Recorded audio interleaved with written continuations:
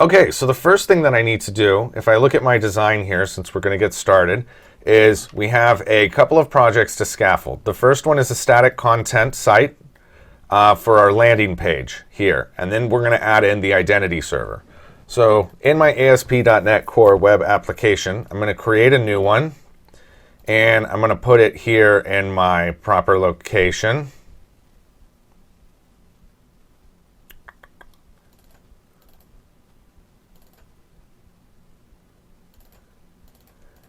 And we're going to put this underneath my app.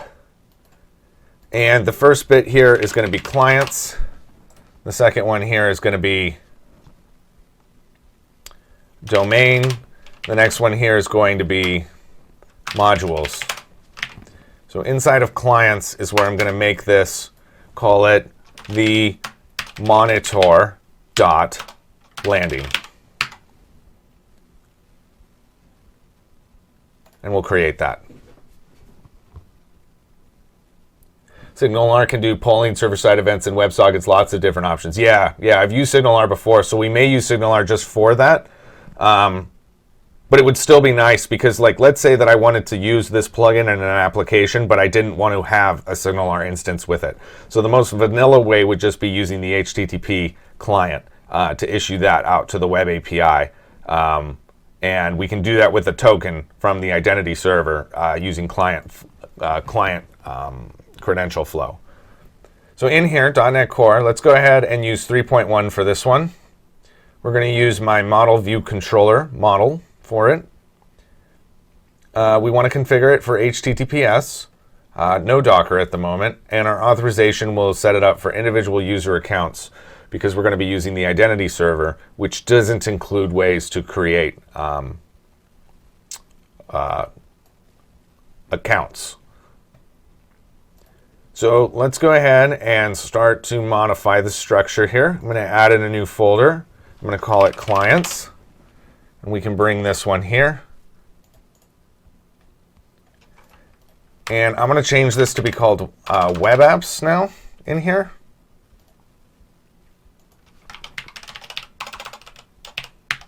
And we're going to change this name here to be, let me go ahead and remove this. We'll just add it one more time.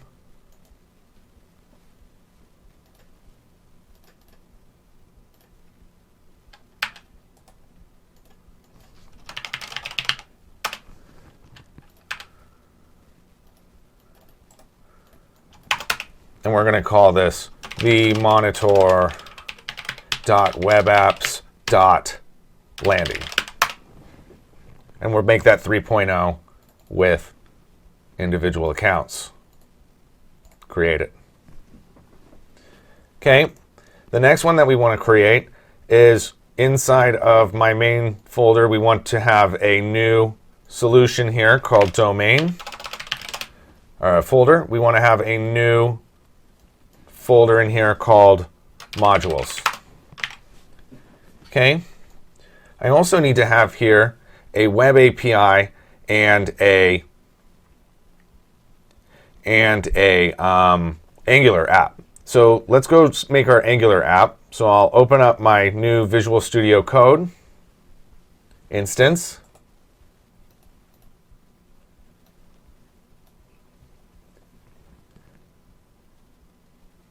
And what I'm going to do now is, let me close this project.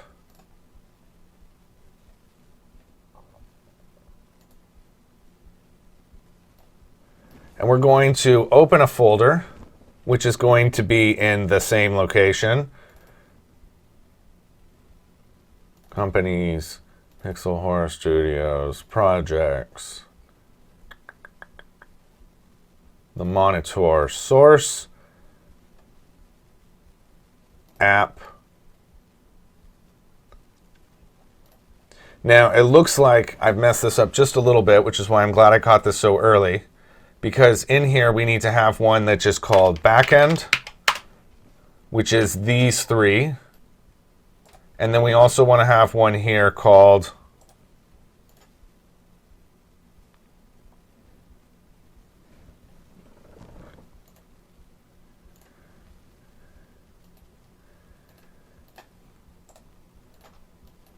app.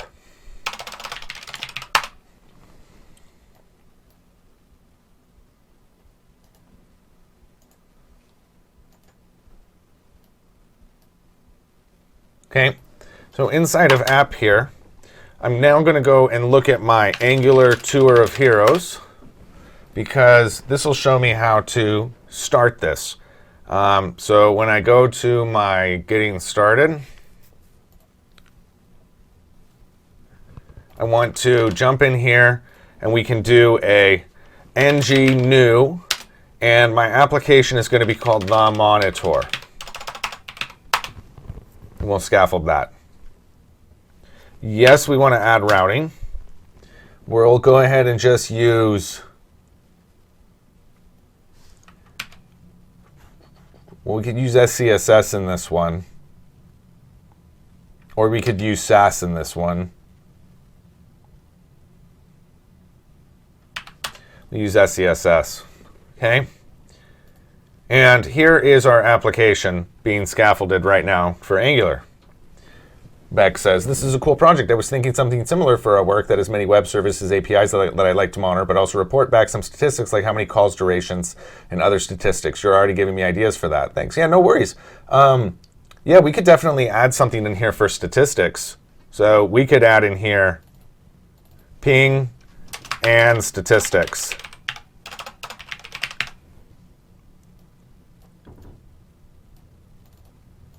And this one we could say is a and statistics.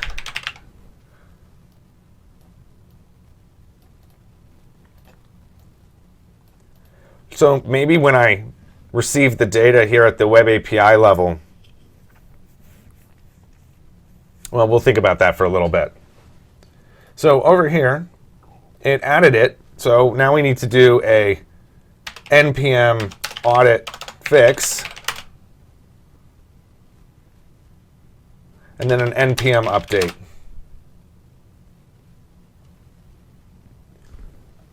So if I were to try an ng serve now,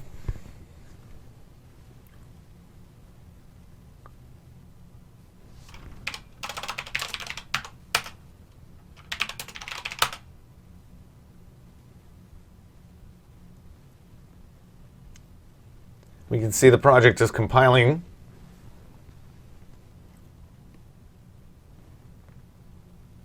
And it successfully created it.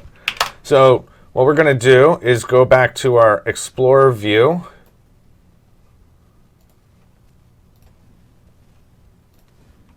And I'm going to dump everything from here into the root folder and open this back up. And now on my back end,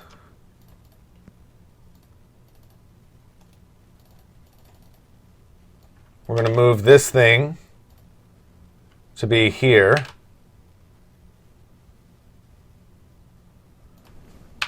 We're going to move my solution to be here.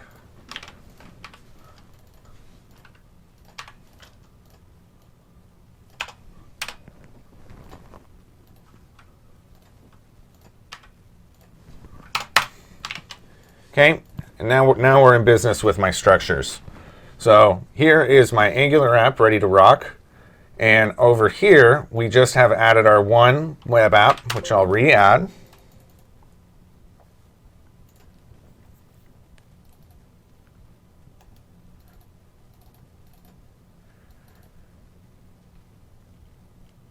Right there.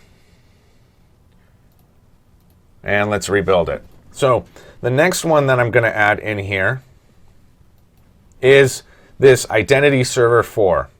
So if I look at my Git,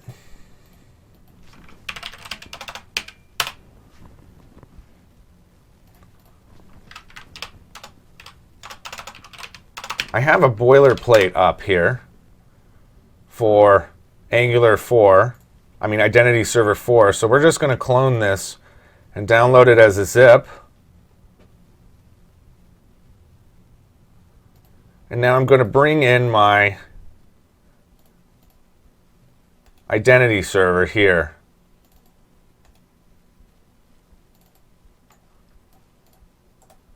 So in my File Explorer, we're just going to drag in here the Monitaur identity and bring this stuff in.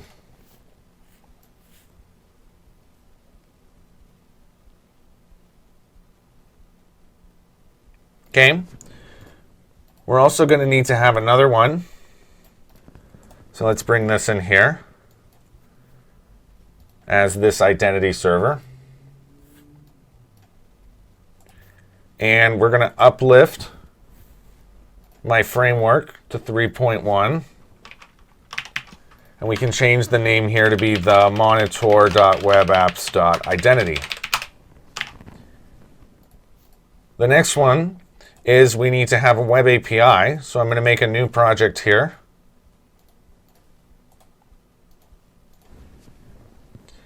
And this one is going to be a client called the monitor.webapps.webAPI. 3.1 as a API project with no authorization, and HTTPS is fine. The next one that we need is, let me look back here. We've done our authorization server. We have our static content site. We've created our Angular CLI site. We have our web API. So we need to have another folder in here for a service. And our first service is called, and it's a worker service. And we're going to call this the monitor.services. And we'll do this one with, let's just use SignalR.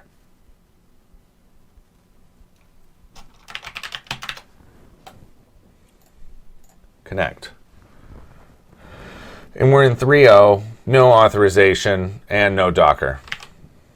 Okay? We still need to create our databases and our plugin here. So this is all on my backend app. So I'm going to rename this to be called backend.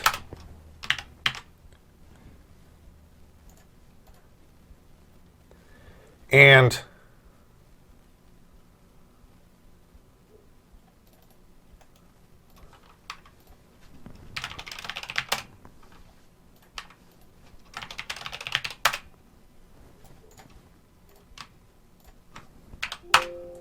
let me just re-add these here.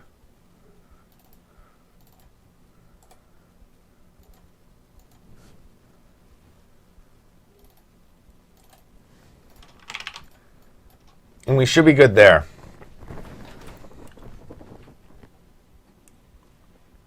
Now it says my web apps identity.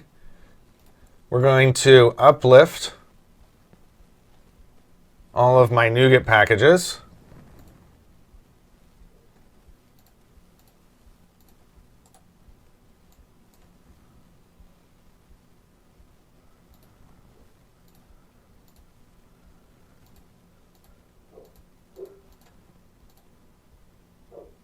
Interesting. Let me go ahead and change this back to be 2.1 for a second.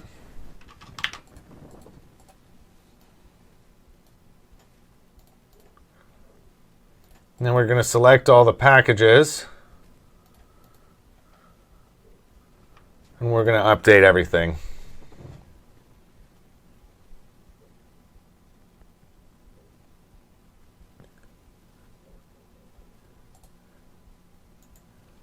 So it wants me to put it in 3.1. And we'll update everything.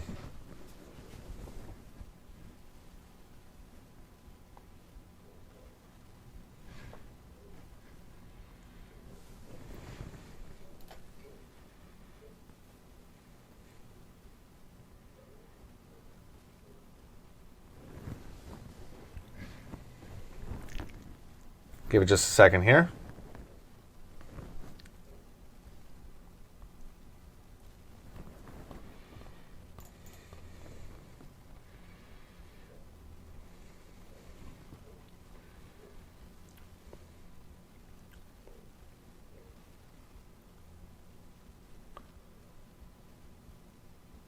Okay, let's go ahead and let it rebuild everything.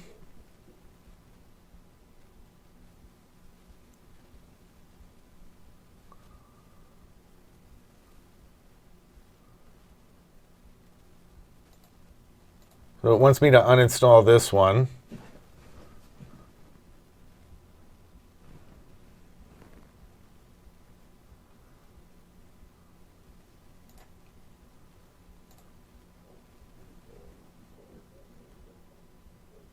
There we go. And we can rebuild it.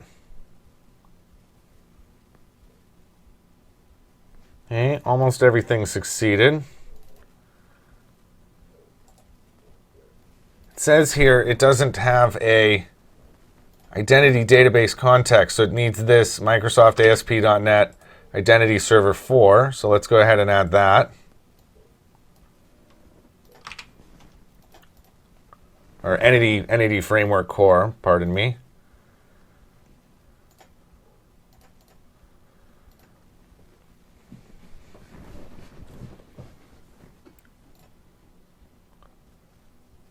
We'll rebuild it again.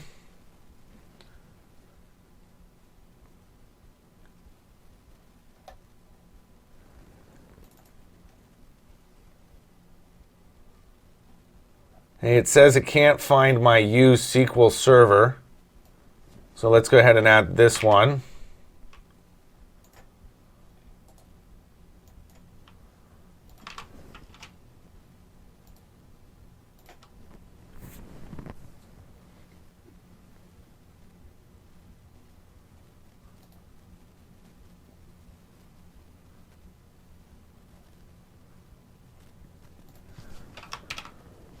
Okay, so what I want to look for here is .NET Core 3.1 use SQL Server.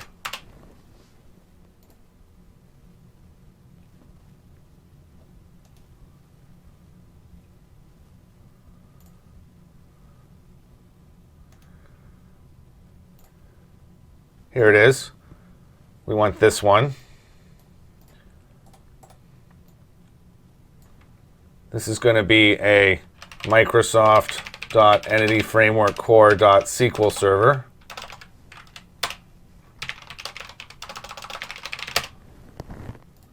We'll install that.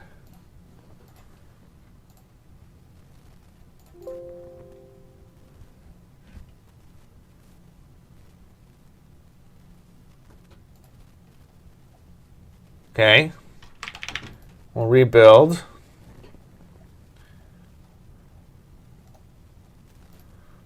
Okay, now it says that my add Google is missing.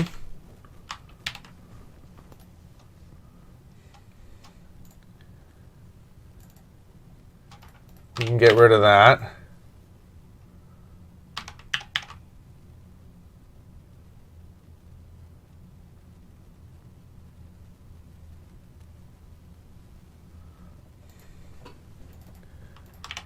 And now what I want to do is I want to say add Google.NET Core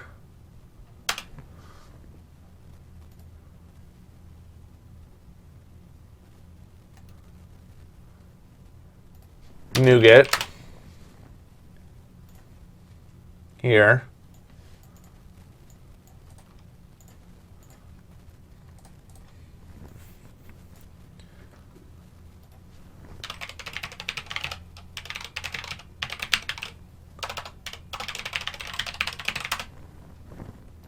We'll add that.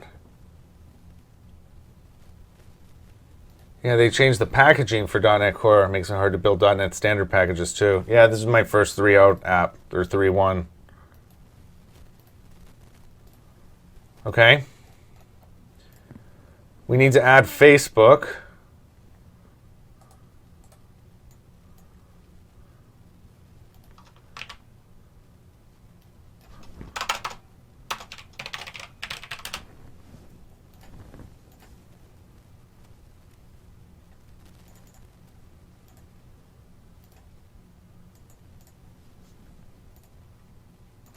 Next one is Twitter.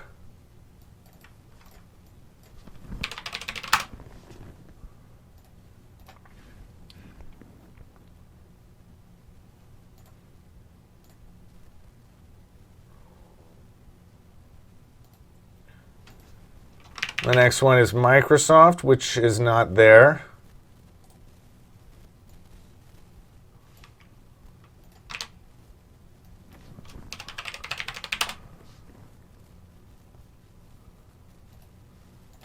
So that one is called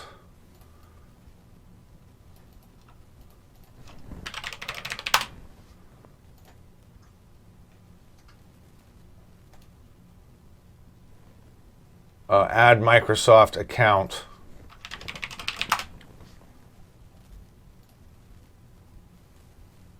It's called Microsoft Account.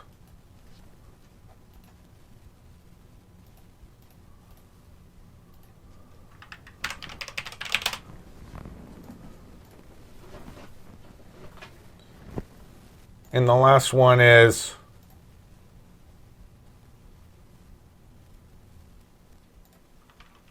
I think that's it. So let's go ahead and rebuild it.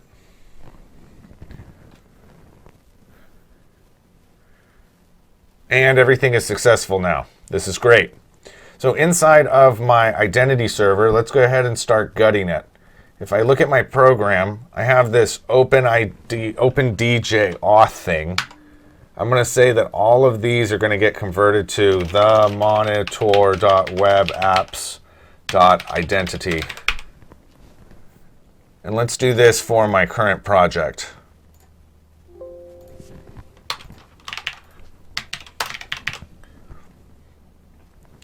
And now when I look at my data, that all looks fine. Get rid of these. Okay, my model for my application user looks good. My quick start, all of this has a different namespace, so that's fine.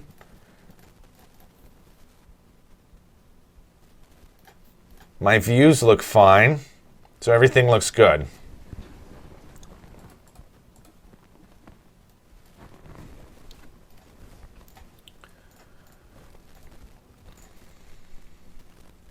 Okay, the next thing that we need to do is set up our client. So give me just a second to make sure of what's in here. If I look at my seed data,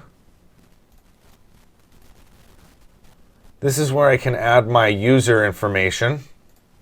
So we can get rid of this user here. And I have another example I can use of something that's completed here so I don't step on my toes.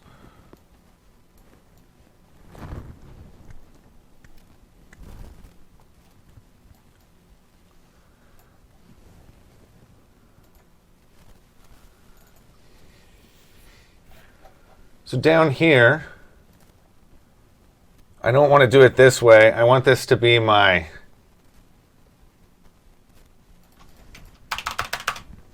for each one of my clients. If it doesn't exist, then we're going to add it like that. Instead of what I currently have where it's checking to see if all of them are done at one time.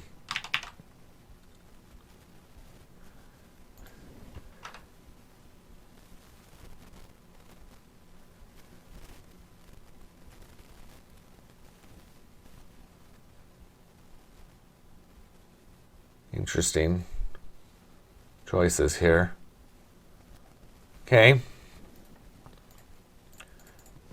So if I look at my config now, I know that for my identity resources, I'm going to want to have my OpenID, my profile, and then let's have one more in here, which will be a custom identity resource. And I'm going to call this roles.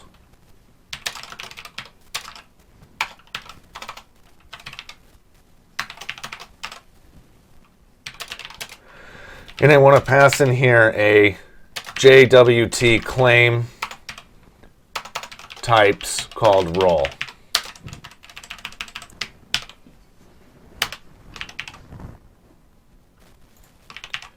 Okay, for my API resources, this is referring to this resource server only.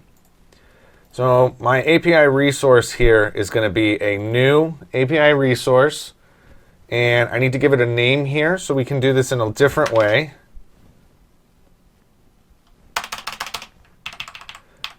So in my resource, I'm going to say that my scope is called the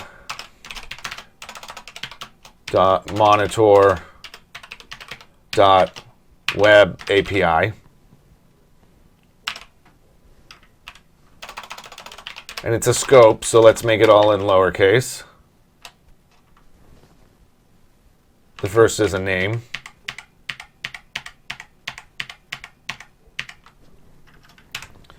The next one here is going to be the display name. And my claims types that it's allowed, which are based on the identity claims above, is going to be profile, roles, and then my scope here, which is going to be the Monitaur.web API.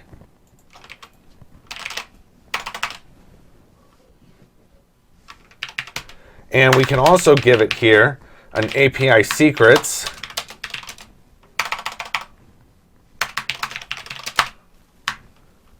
which is going to be my secret dot SHA-256.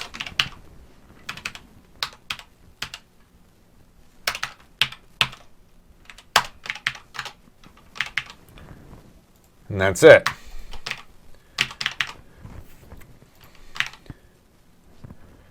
So the last one, clients, we need to have my implicit client.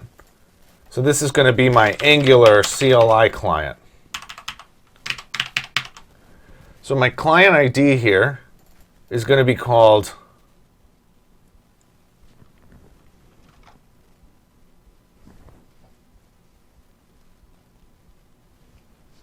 phs.the.monitor.webapp. The client name is going to be phs.themonitor.webapp. Or we could just say it's called the Monitor Web Application. And it's going to be implicit. And we want to allow my access tokens via browser. Okay, we want to have this redirect URI, which is going to go to my web app, which is my Angular app here. My post logout redirect, I want that to go to my landing page, which is here.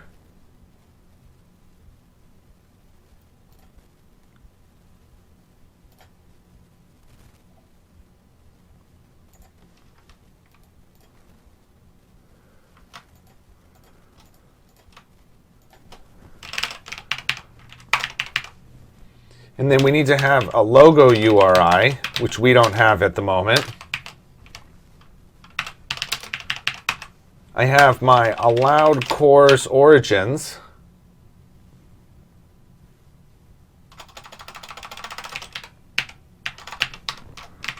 Here, which needs to come from the web app. We don't want to require consent. We want to allow the tokens via browsers. My scopes that I'm allowing here are OpenID, profile, roles, and then this one.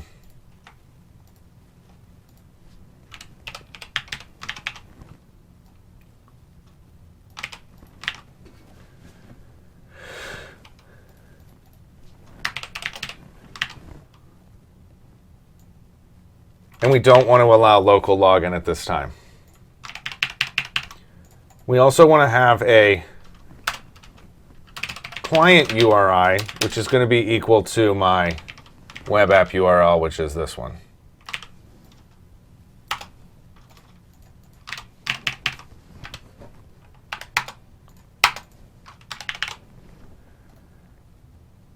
Okay. So that's looking pretty good. If I look at my startup, we want to change this to be iWebHost environment.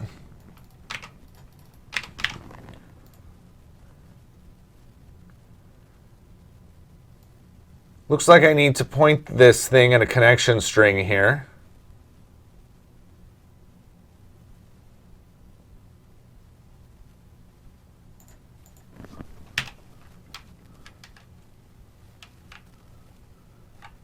So if environment changed, I want to say ASP.NET Core 3.1 environment is development.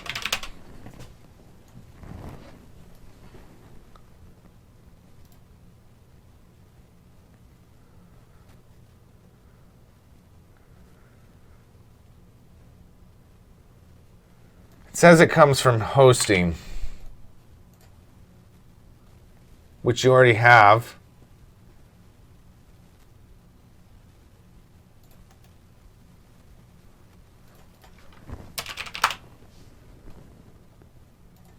Here's the docs.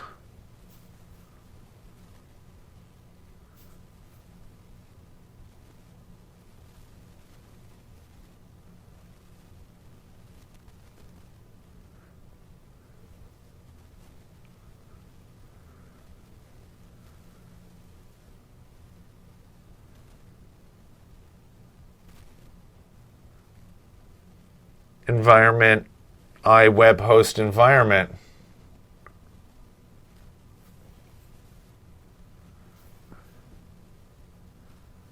I don't see that.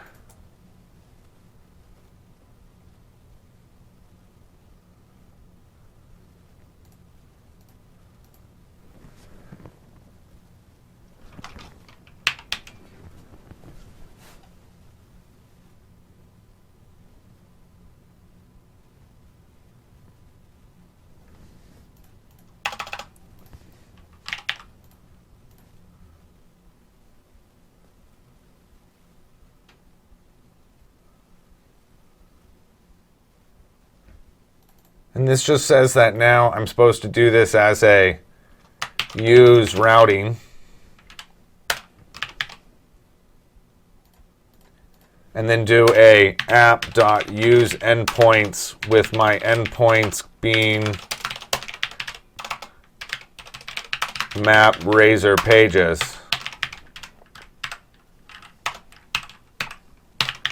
It looks like I also need to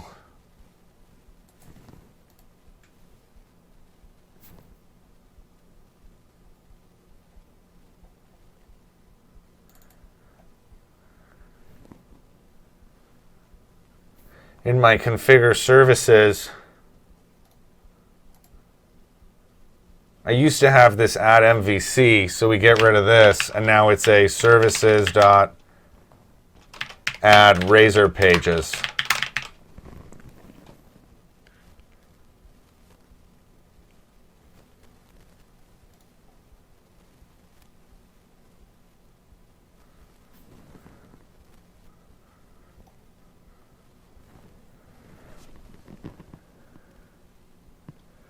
So I want to say ASP.NET Core 3.1 missing iDevelopment.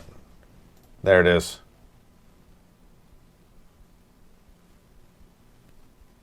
Microsoft Extensions Hosting.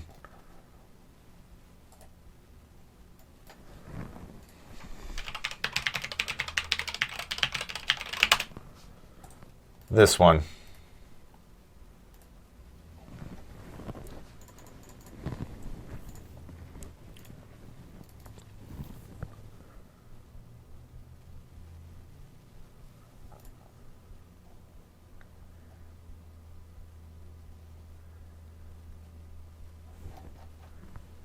Did it not add it?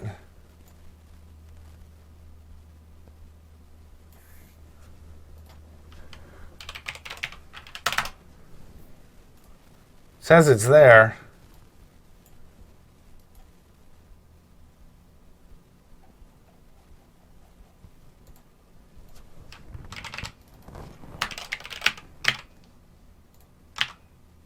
There we go. Okay? And I'm leaving cores out at the moment, and everything else looks okay except for my default connection. So let's go ahead and add a connection string in here. In my domain, this is called get resource.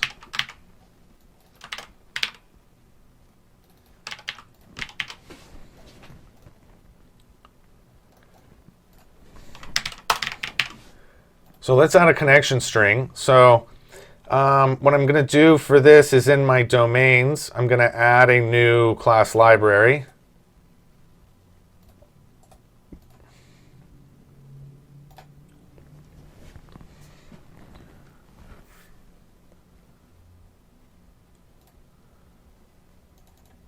And I'm going to call this a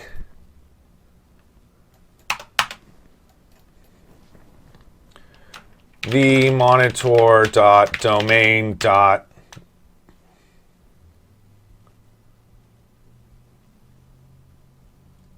What did I call it in the last app? Paths.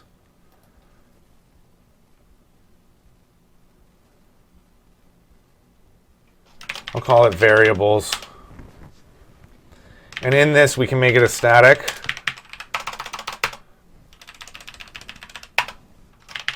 And this is going to be called globals. And in this, I need to have my connection string. And I just happen to have one.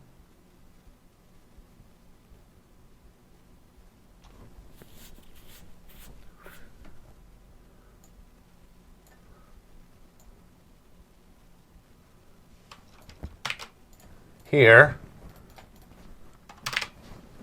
And I'm going to say that this is a prop, and it's a const string called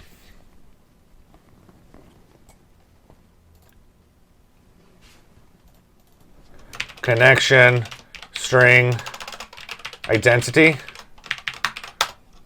And we're going to set that equal to this. And we can change my connection string here to be phs.themonitor.identity. So over here, in my identity startup,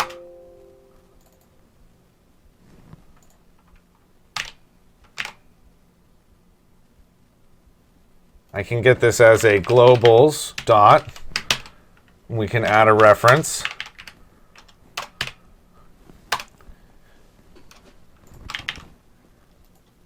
For all three of these.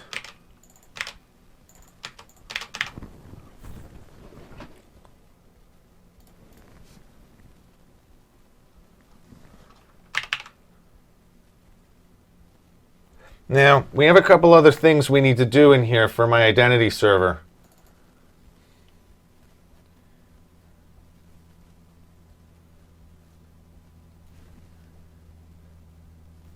That's good. If I look here, we want to add in some logic for my credentials, which I can do like this.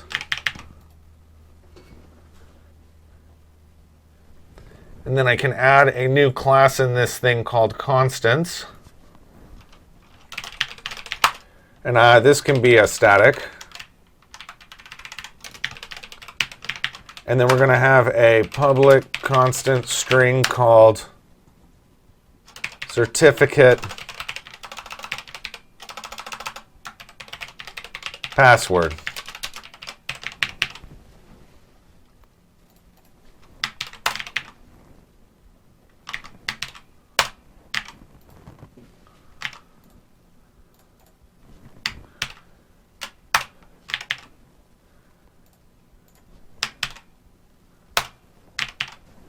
Okay.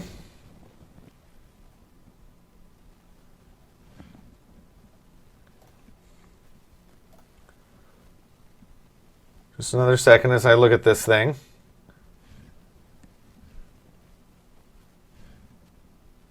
all this is looking right.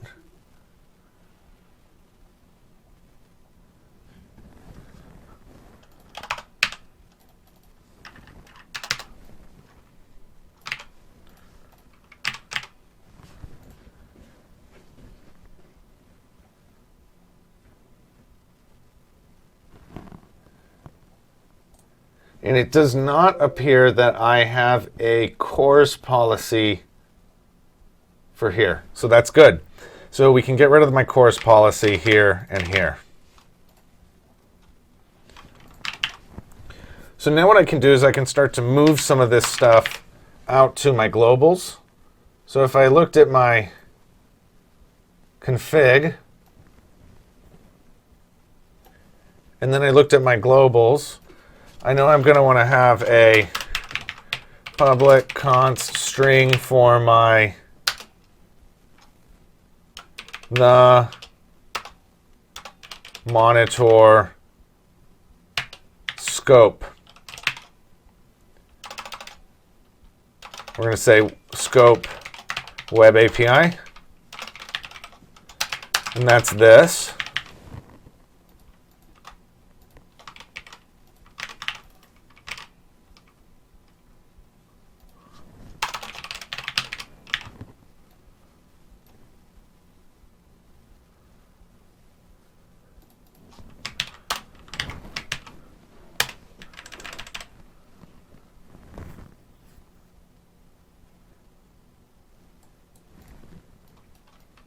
Like that.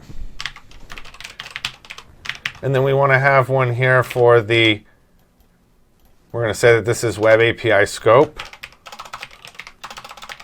And this one's going to be Web API secret.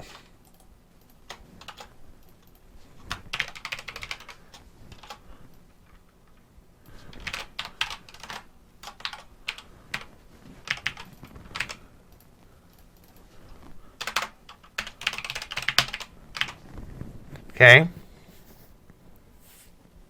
Down here, I need to have the Monitaur web app client ID, which is this.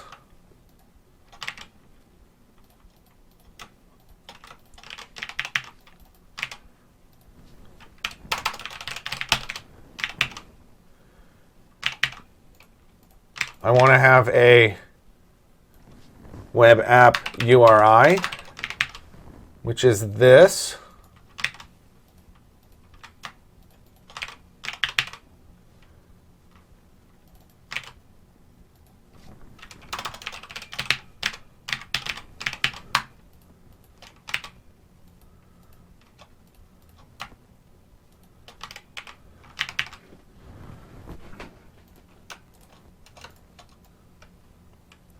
Okay, this here is my scope again. So it's globals.scope. My landing page URL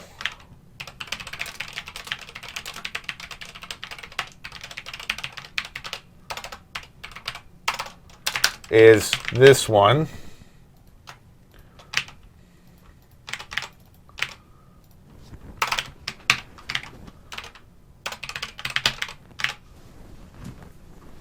Okay. And that looks pretty good. So now if I look at my seed data,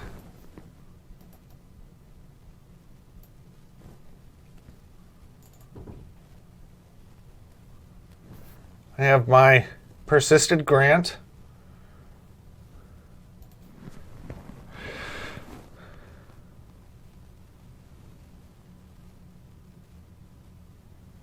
We can just do it like this.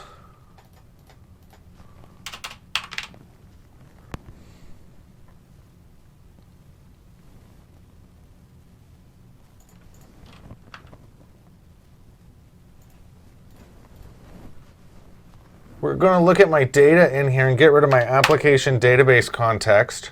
We're going to do that a different way.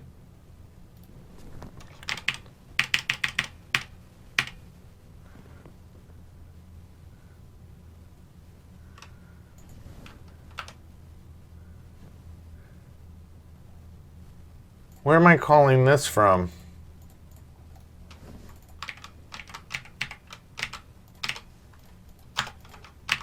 Here's my ensure seed data. And I want to get my configuration database context.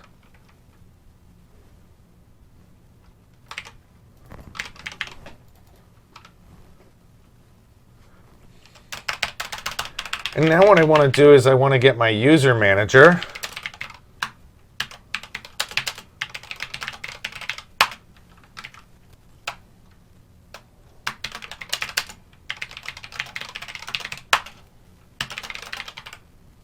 And I want to get the required service for a type of user manager. And now I need to start to add in my models here. So we're going to have a new domain project called a new class library called the monitor.domain.codefirst. And we also need to have another one here for, well, we'll start with that. And in here, we're going to have one called identity, which inherits from identity user.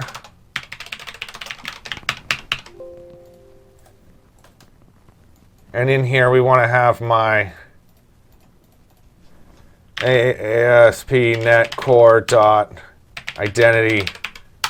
What is it? Entity framework.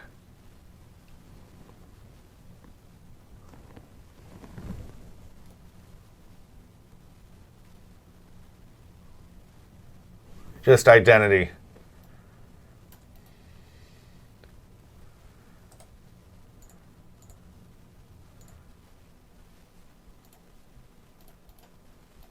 So if I was to look at my application user, it's called identity user, and it uses Microsoft Identity Core, which is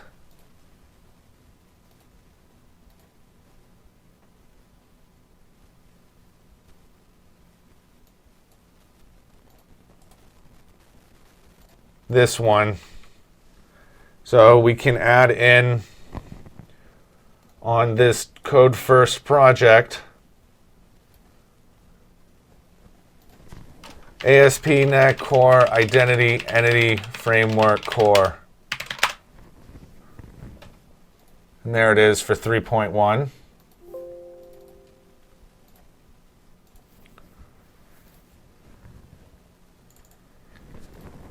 And then we can add in the reference there. And we're going to put this one in models.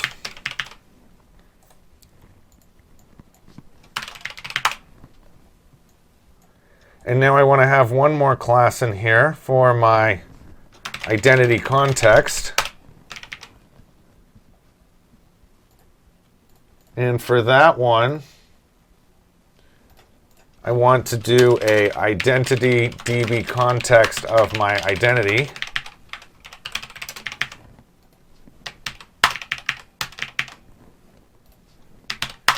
I need to have my constructor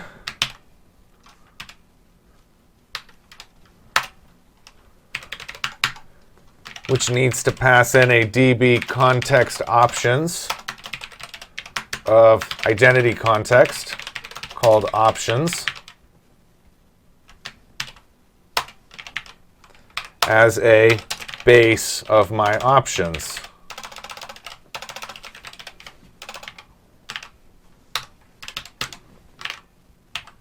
I'm also going to add a constructor in here called nothing.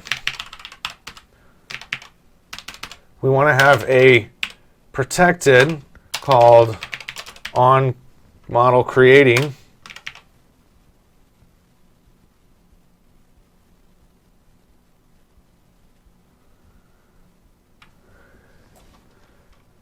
which we can do here. And it's telling me this is identity user. This is just identity. And the last place I want to do this is your on configuring.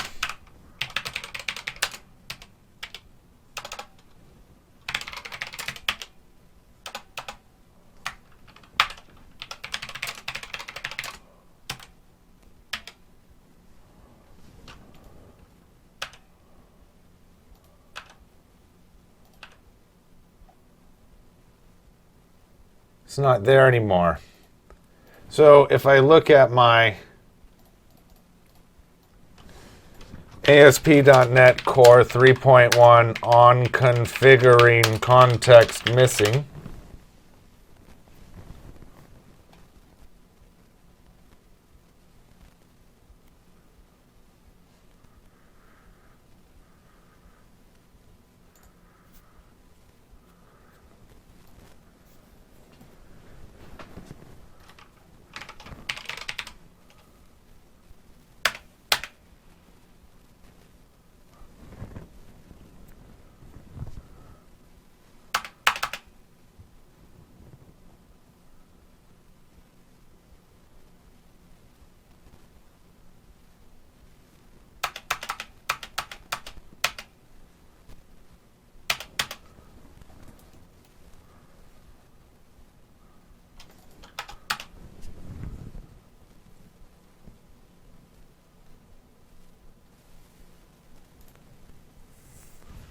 take a look here. If anybody knows where it went.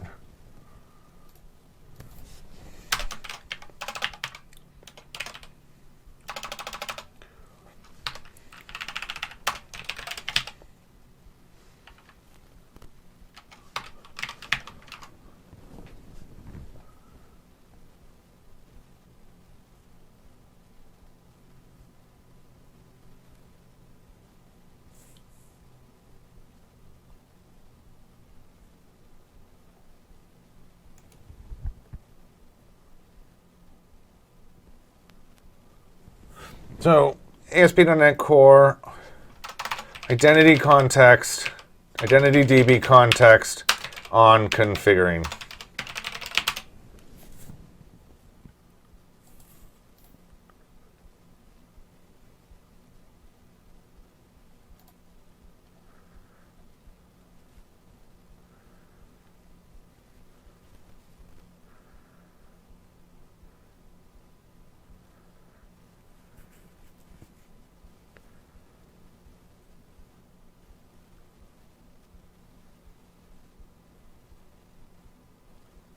Yeah, I know it's always telling me that I want to inject it.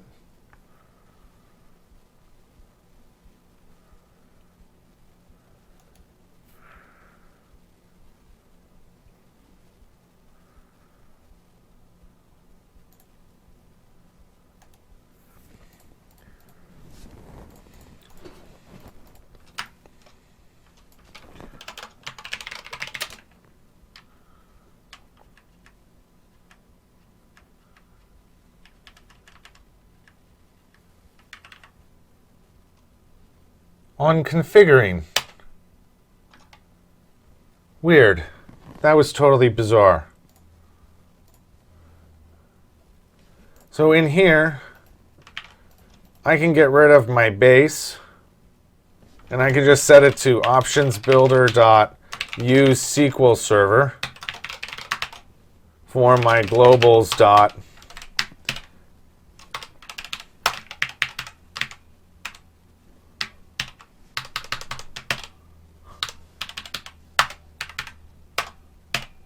connection string identity. And I should be able to make a reference to the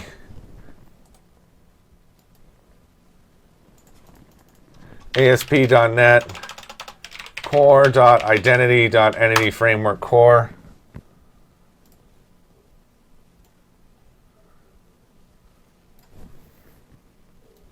ASP.NET.entity.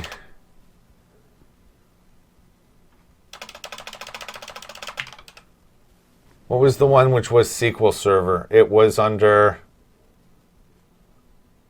Entity Framework Core, Microsoft.entity framework core.SQL Server.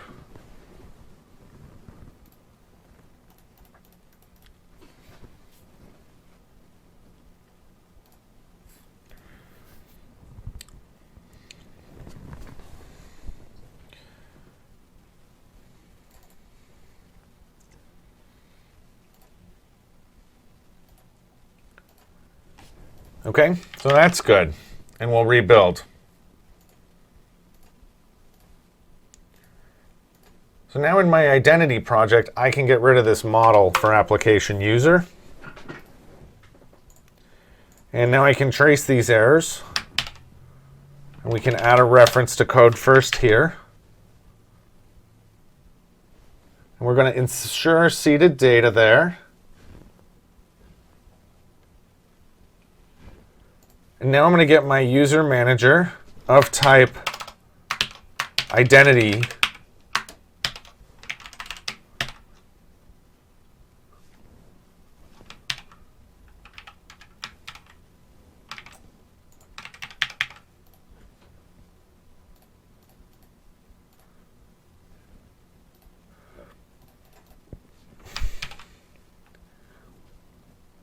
It's a namespace, but it's used like, okay, so we want to do a domain code first models identity.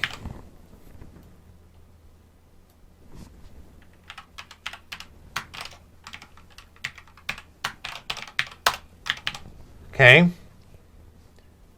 And now I want to get my admin user. Find by name asynchronous dot result. So in my globals now, I need to have a new public const string the Monitaur admin username, like that.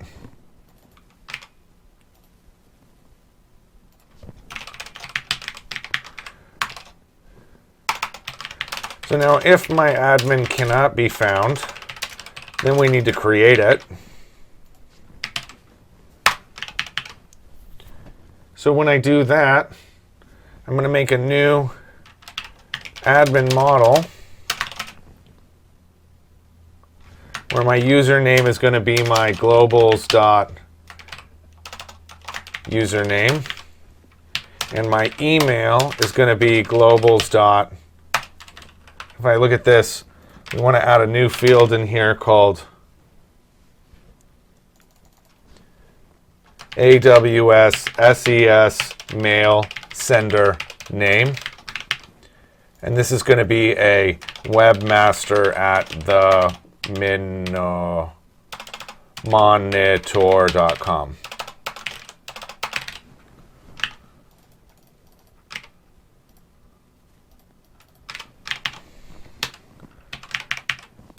And now I'm going to create my user. So var user, or it's called a result, equals user manager.create asynchronous of my admin, and then my globals dot, and if I go up here, we want to add in here a password.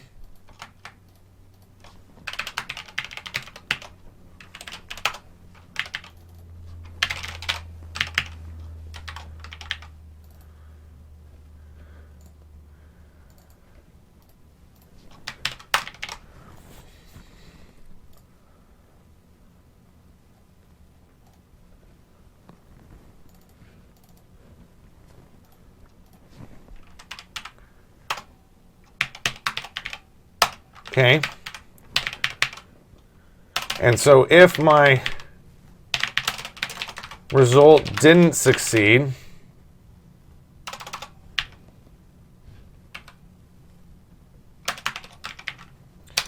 then you want to do a new exception for my result.errors of my first.description.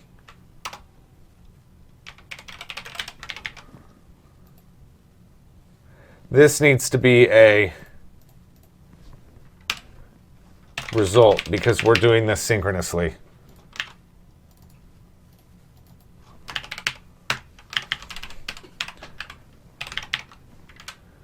Okay. And now you're going to need to add your user manager.add claims asynchronous to my admin. And we're going to add this new array of claims. And I'm just going to use my already existing ones here. And this is going to be webmaster at the Monitaur.com.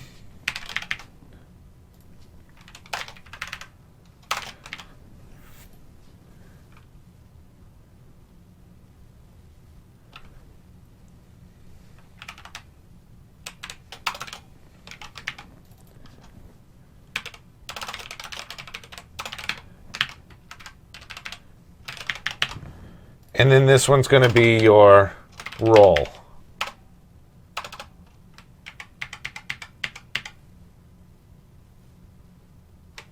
Which is going to be in your globals. And you're going to say that it's a role called admin.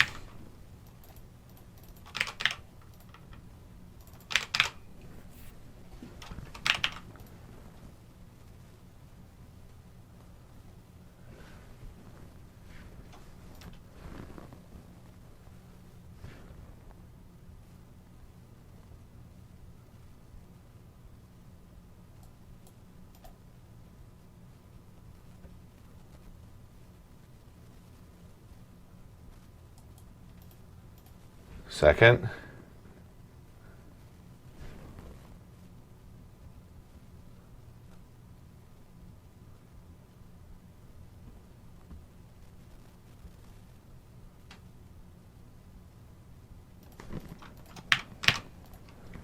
Like that. Okay. And so now if my result didn't succeed, then you want to do a new exception again for my result.errors of my first one. And for the description.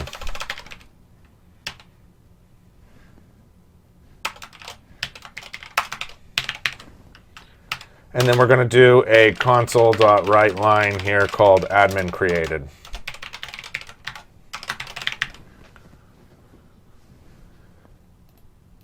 And otherwise, you're just going to say admin already exists.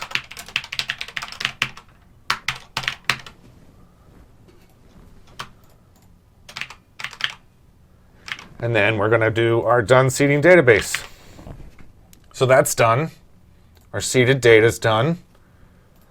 If I were to rebuild this now, this is now called an identity DB context, or just identity context. And this was an identity, and this is identity context now. And this is a domain code first models identity.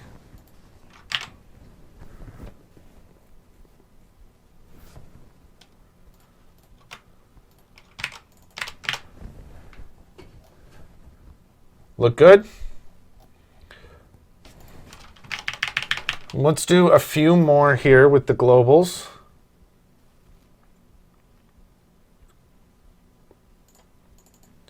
Let's add in here a public const string for my Google client ID, and then also my secret. And then let's duplicate this.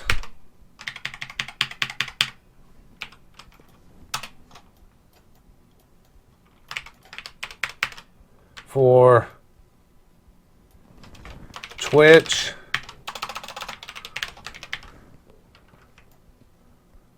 Facebook, Twitter,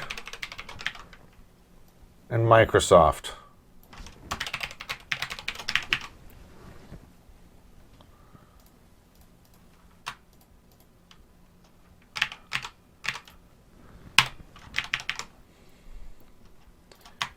So this is going to be a globals dot Google client ID.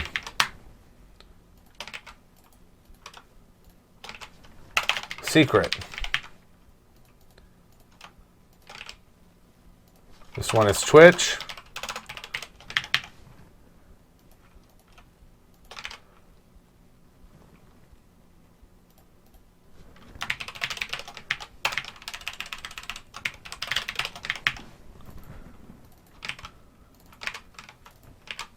Okay, this is a Facebook client ID and a Facebook secret. And then a Twitter client ID. And then a Twitter secret. And then finally the Microsoft account ID.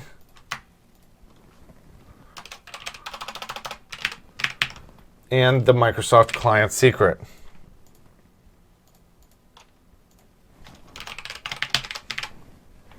Now looks right. So I think now, at this point, we can deploy our identity server out to PHSQL into the identity. So we're going to set my identity contact server here as my default. And what I want to do is I'm going to select my code first project, and I want to add in some migrations. So we're going to add a migration for my identity context, and I want to put my output directory is equal to migrations/identity.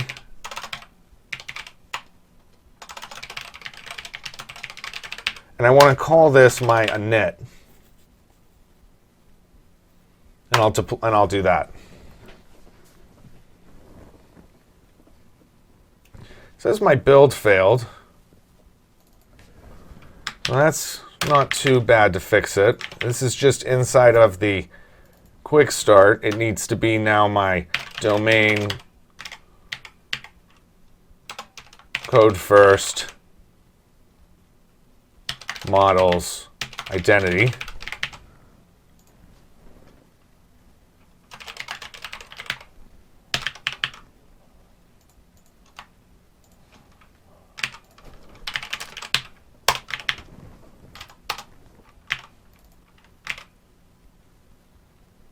Right, so it's ambiguous like I thought it would be, so it's got to be the whole thing.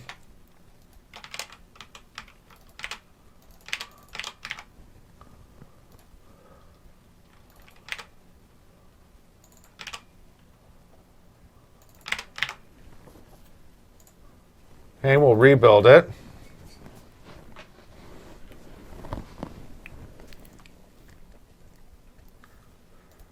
And we'll add this migration again.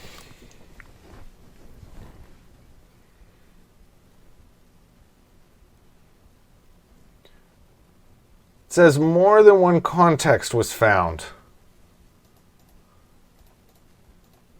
That makes sense. So we'll do this for my identity context. And now I'll do an update database-c identity context.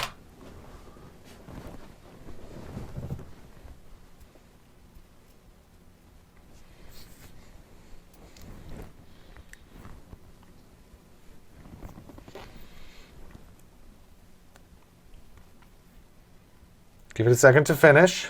Okay, it's added the migration. So now we can also do a update database for my configuration DB context and my persisted grants DB context. That's not what it's called. It's called persisted grant DB context. Okay. And now if I was to look at my SQL server,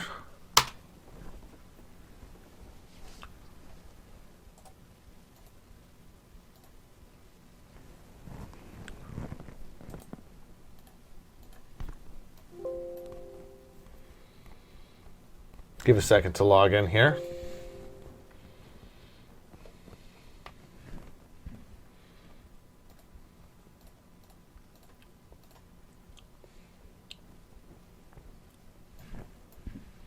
Well, let's wait a few minutes for that to log in. I don't know why it's acting so sick. In the meantime, what we're going to do is now we're going to set up our web API. So if I look at my startup class here, it's a little different now with what we're working with. But I do want to add a couple of things here. So in my configure services method, after I add my controllers, I want to do a services.add authentication called bearer. And I'm going to do this by using my identity server authentication like that. And that is a extension method in access token validation. So I'm going to open up my NuGet package here for IdentityServer4.access token validation. And we're going to install that. If I look over here at SQL, we can see the Monitaur identity server here. And everything is created.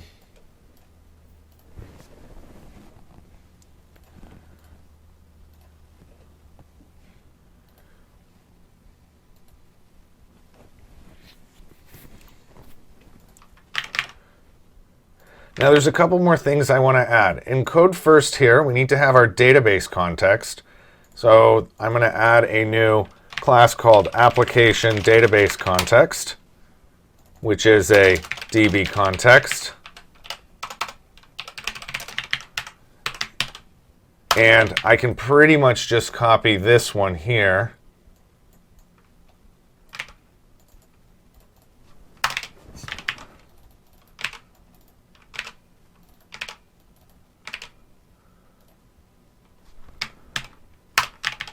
Except we want to do connection string. So that.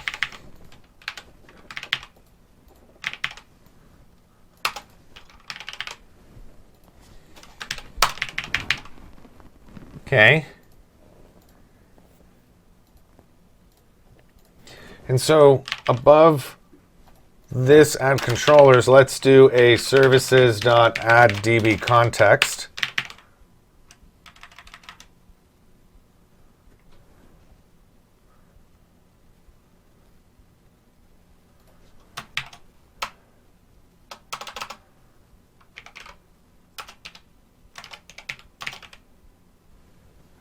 So I don't have this anymore.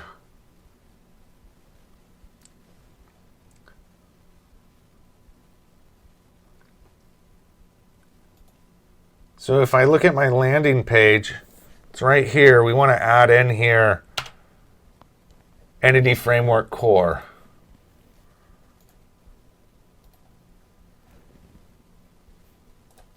So we're going to add this NuGet package called Microsoft.Entity Framework Core. We don't need use SQL Server.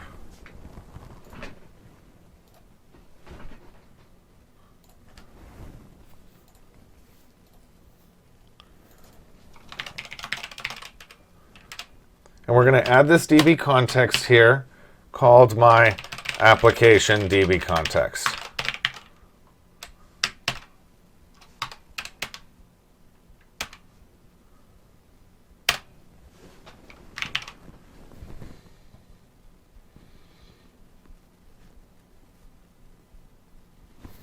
When I add the controllers, can I also do an add XML data controller serialized formatters? Yes. So for my authorization here, I want to pass in my options, which is going to be a authority. And if I look at this, the globals class,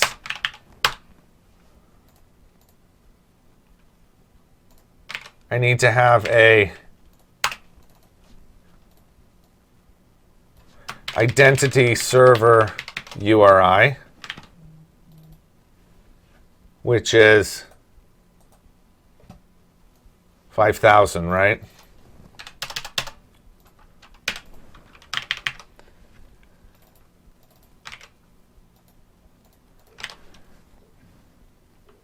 need to do my require HTTP as metadata is false, and then also a API name, which is my globals.scope.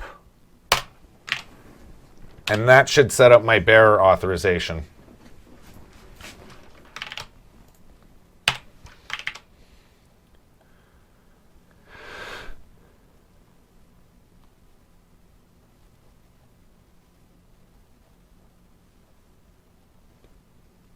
Okay, the next piece that I need is I want to add in a CORS policy here. So we'll do a services.add_CORS. And what I want to do here is I want to have a policy called the CORS policy.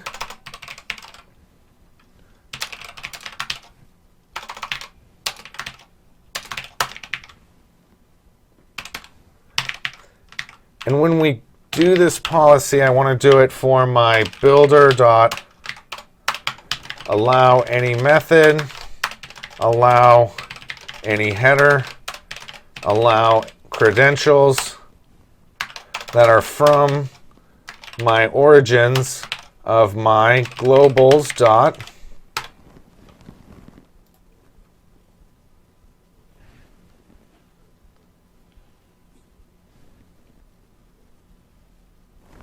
And you want to do this for my web app URI.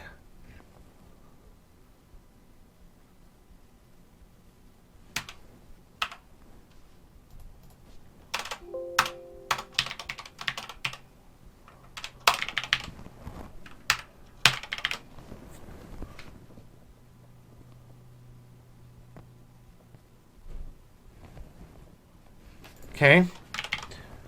Down here now, we need to tell it to use my, let's see, we want to do a app.use static files. We want the routing there. We want the authorization there. We want to do a app.use CORS. And I want to make this for my CORS policy. And then we have our endpoints. Okay, we wanted to register here this onShutdown function.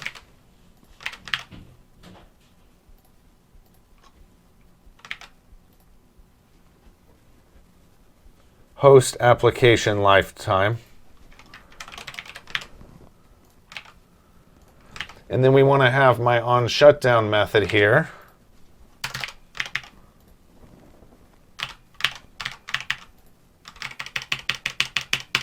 And that's going to be a static called a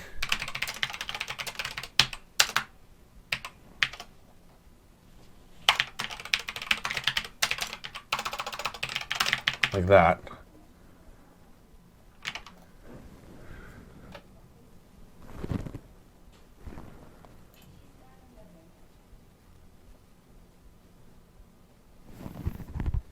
Okay, the last thing that I want to add on to this is we're going to add Swagger to the Web API.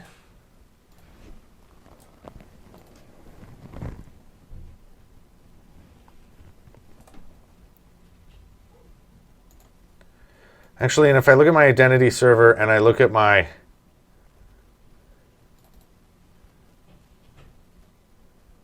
project files, nothing looks bad there. If I look at my app settings, we can get rid of this.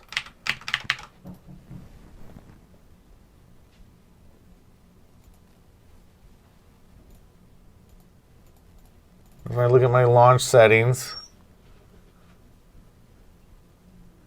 that looks good too. Rowan, knock it off.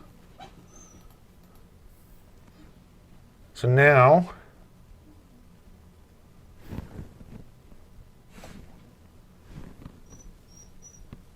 we want to add in Swashbuckle. So to do that, we're going to look at my NuGet packages. And the one that I want is called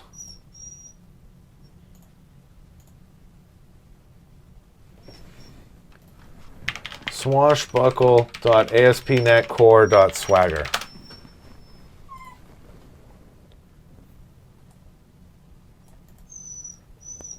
We'll add this.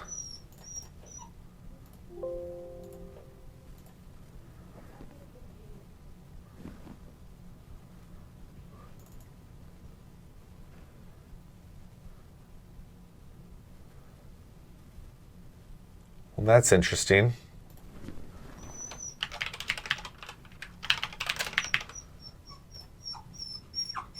That's real interesting why it did that. Ow. Stop, stop. Stop. Okay, here.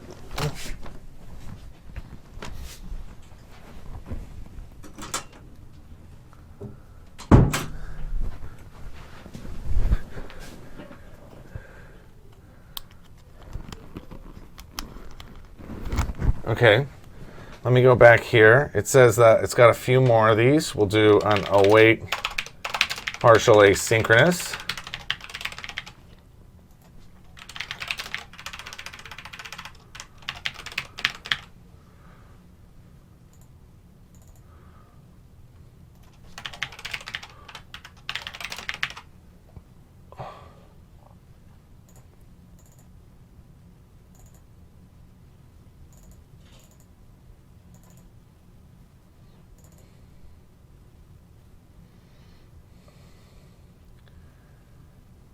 What that's all about. Let's go ahead and issue a clean and rebuild it.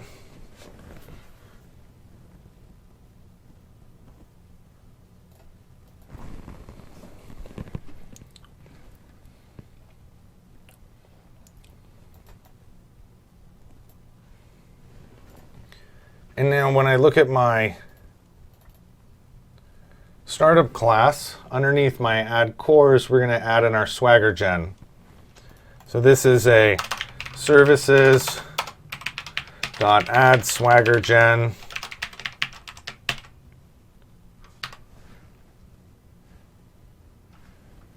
Swagger gen comes from, we need to add in a new package here called swashbuckle.aspnetcore.swagger.gen.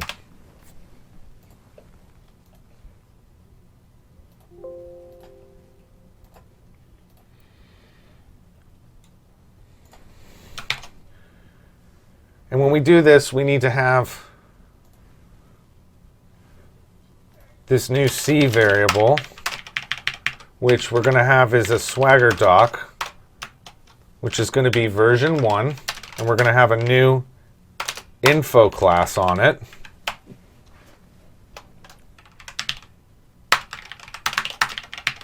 With a contact of a name here is going to be the Monitaur webmaster. And then we want to say that this is at my email will be my globals.email.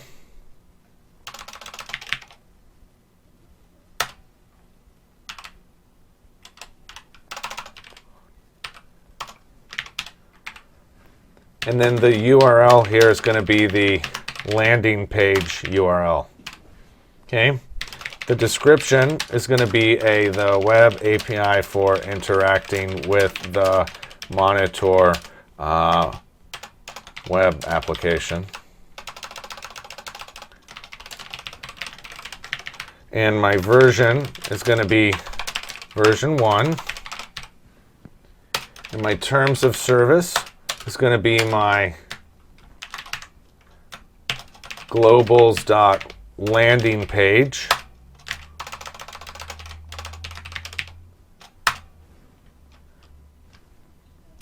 / terms of service. And my title will be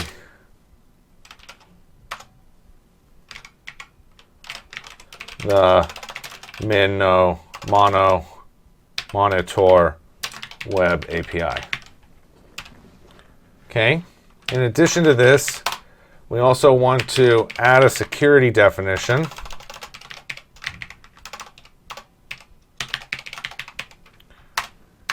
Which is going to be a bearer token. And we want to add a new API key scheme. And it's going to have an in header. We want to have a description here. Please enter JWT with bearer into field. My name here is going to be authorization.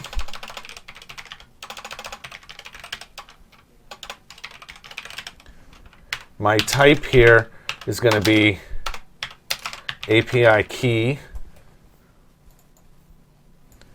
And that's it.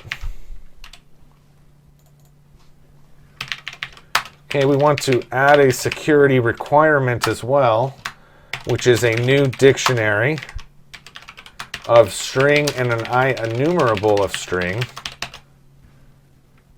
which is going to be this bearer token and then a enumerable.empty of string.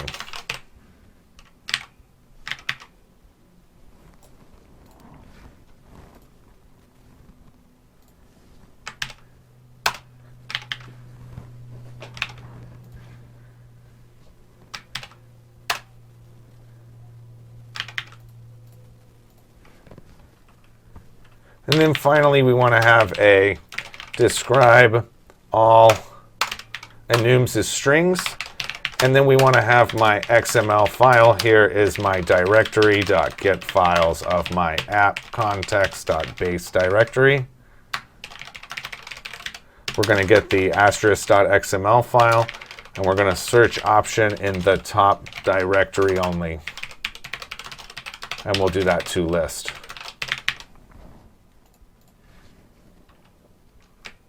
Directory.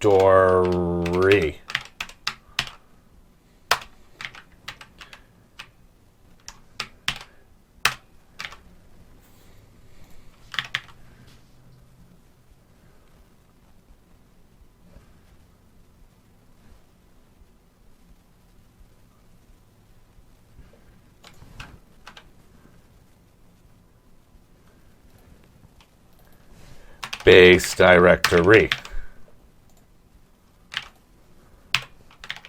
And then here I want to do a XML files.forEach. We're going to do a XML file. We want to include my XML comments of my XML file. And now finally we need to start it, which is down here under above use endpoints. We want to say app.useSwagger and also app.useSwagger UI, which is going to have this endpoint.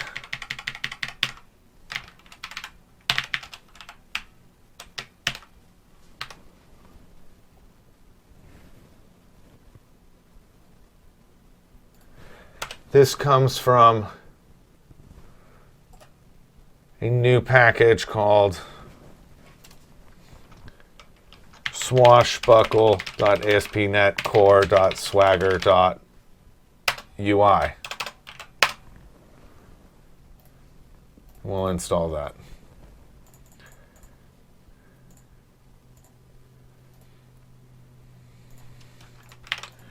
And now in here, we want to do this as a new Swagger endpoint, which we can just put here, and we'll call that my the Monitaur Web API version 1. And you want to inject a style sheet here called CSS Swagger UI.css. So let's go find a Swagger theme. Hey, Glass and Glitter, how are you doing today? I'm doing very well, thank you. Let's grab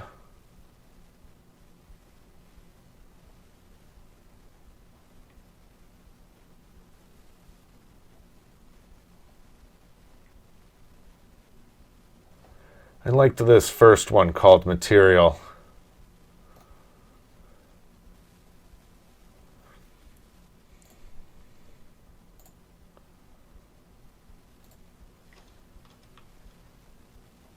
So I'm going to look at the raw, copy it, and bring this into my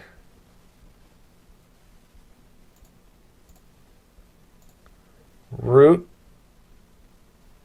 Do I not have a root?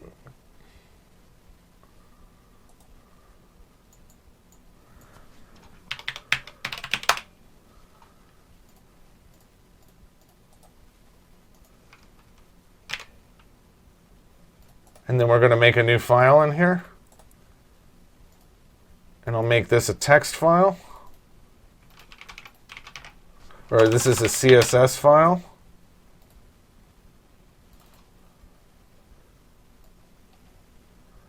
And we're going to call it Swagger UI.css. And then in order for that to compile, I think I need to add one more package here.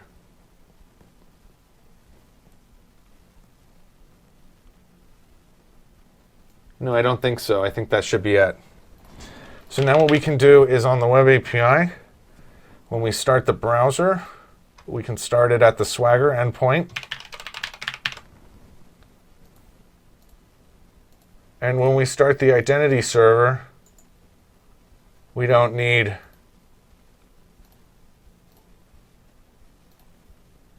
any browser.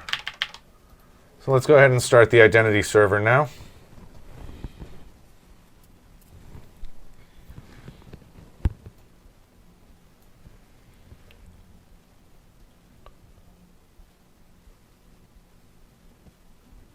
We can check to make sure that it's running by going to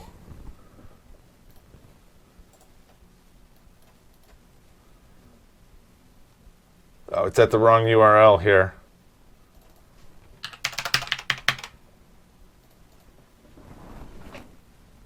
By going to this local endpoint, so it's a well-known thing, and we only want to go for localhost 5000 on HTTP.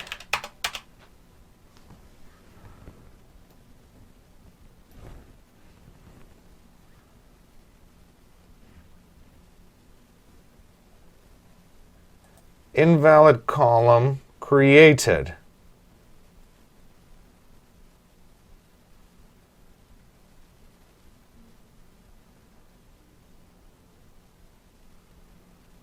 User code type last accessed.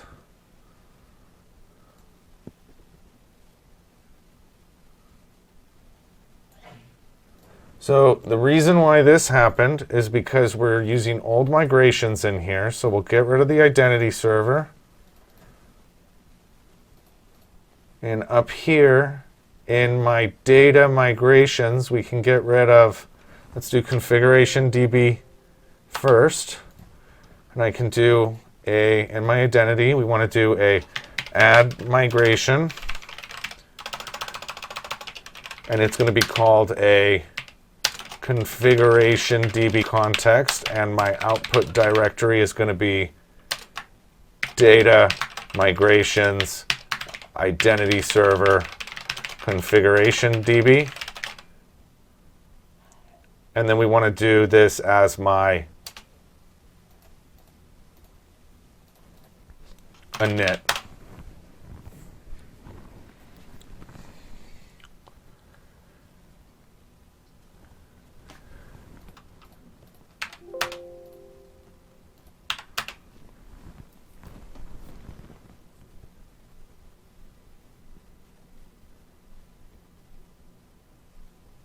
Okay, and then we're going to do it again for the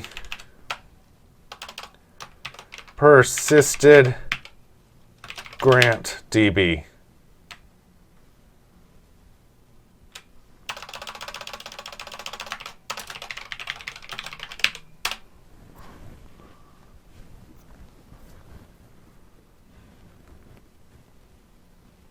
Okay, and now we can do an update database on my configuration DB contests.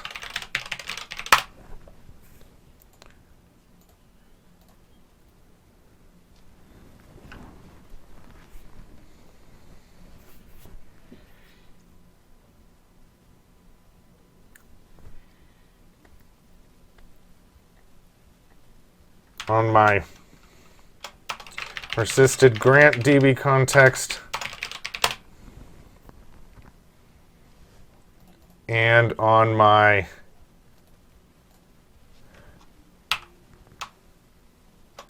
identity context. Now we can try it again.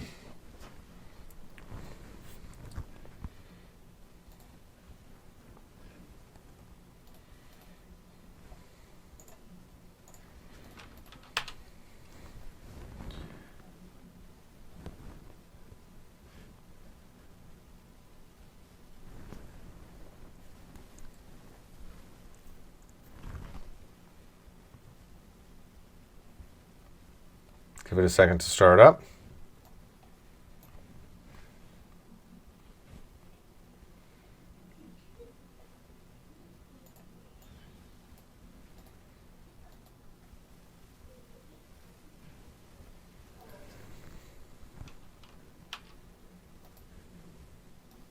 I wonder why it's not kicking through. If I look at this, underneath my client IDs, my clients,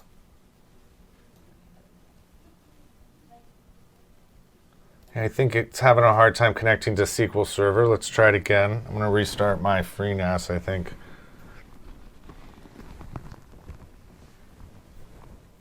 So it says passwords must have at least one uppercase character.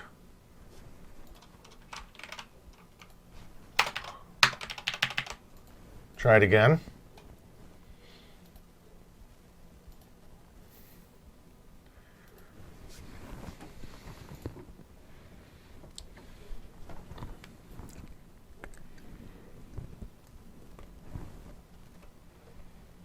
Okay, now if I take a look at my clients, I see everything's been seeded correctly. If I were to look at this OpenID configuration discovery document,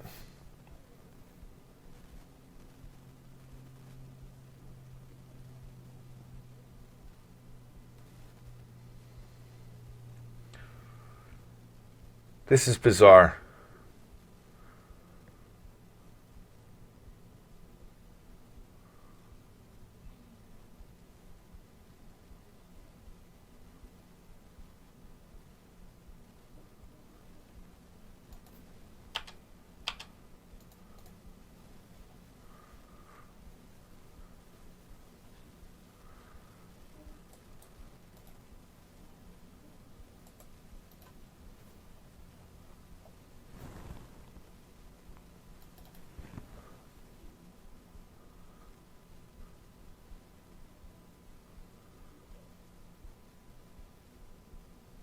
Let's go ahead and comment this stuff out for now.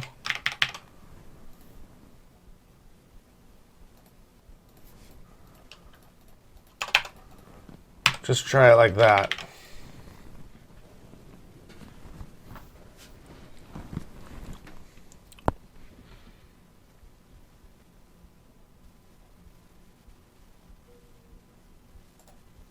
This needs to be inside of a folder here called CSS.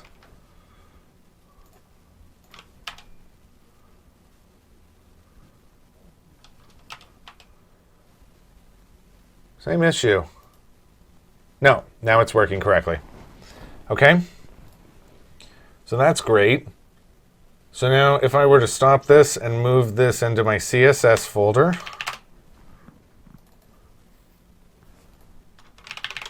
We run it again.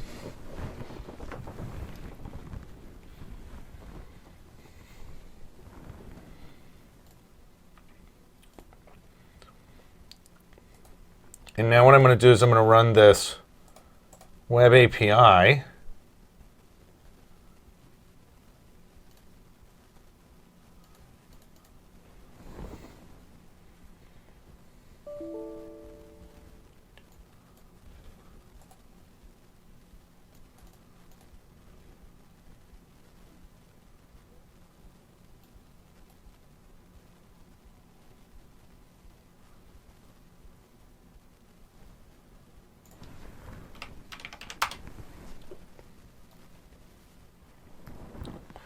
Give it just a second here to start.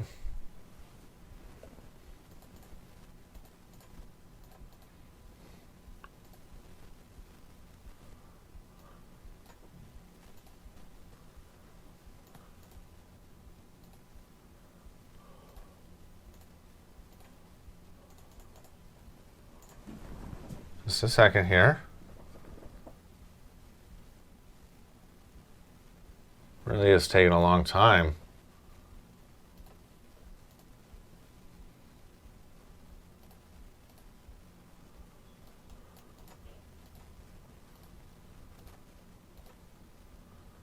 Perfect. Okay.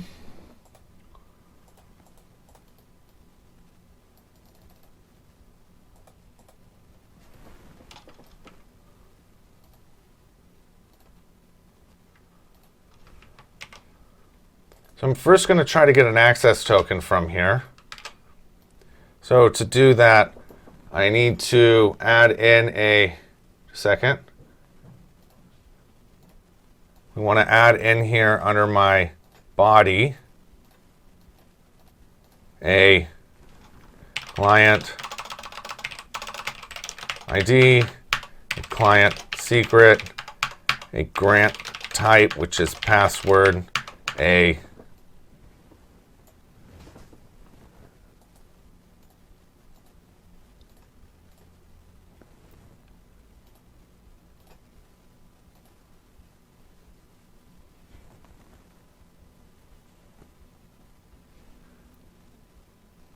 username and a password.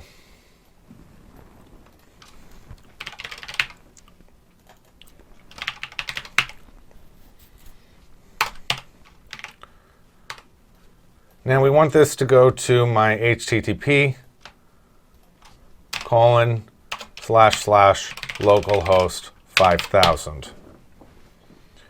Now we don't have an RO client assigned yet, so let's make one. If I can look at my identity for seed data for config, in here we don't currently have an RO client, but I'll add one. It'll just take a second.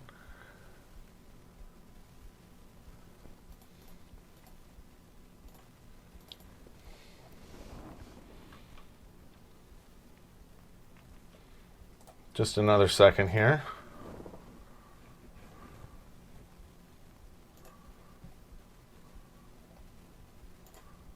Projects,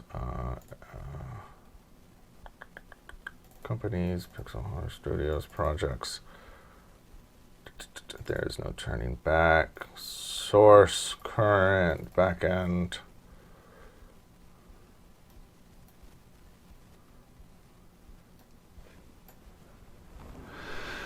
And then in the identity server, underneath the config, here it is, and this is for an RO client.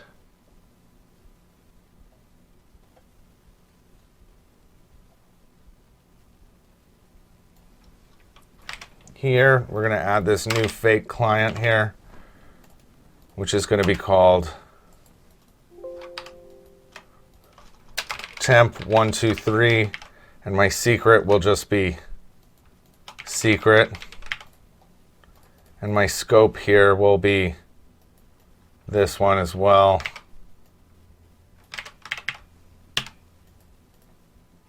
Like that. Okay, let's try it out.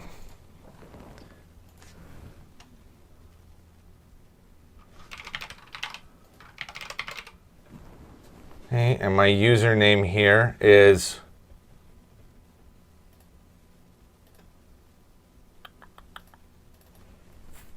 admin, and the password is this whole thing. And we'll give this a test.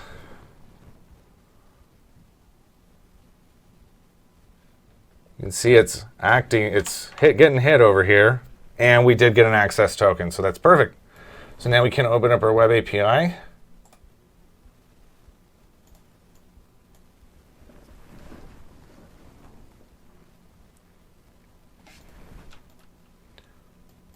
Let me go ahead and try this again here. We're just going to start now this one.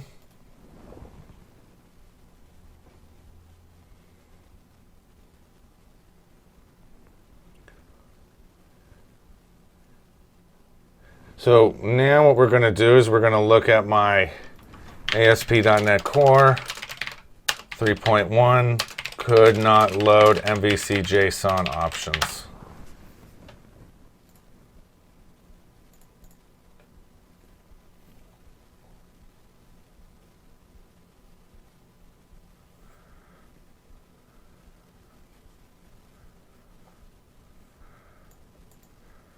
It says to use Swashbuckle version 5.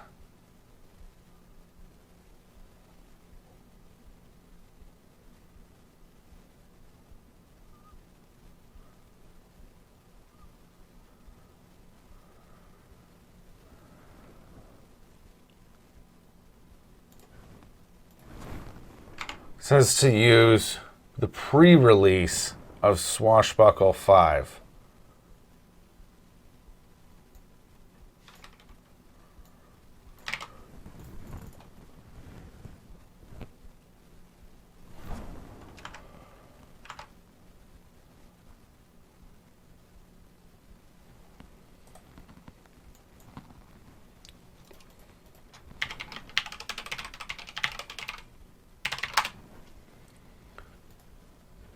Doesn't have the pre-release here.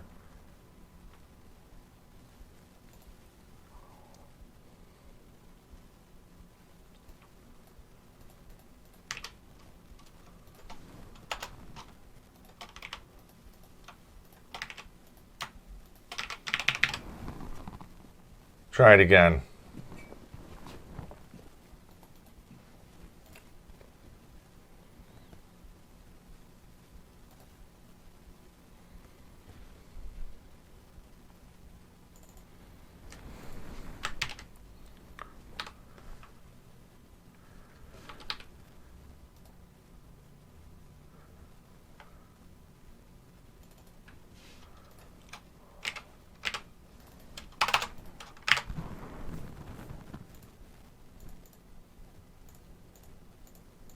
Okay, so now it's all been updated.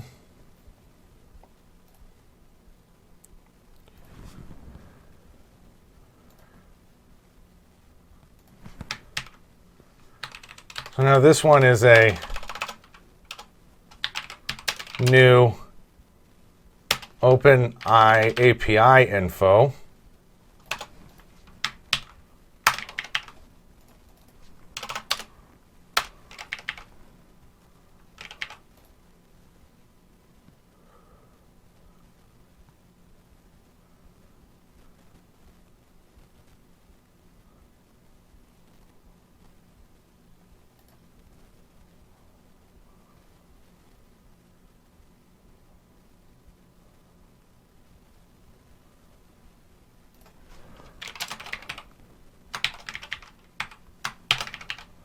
Like that. Same thing here, I'm sure.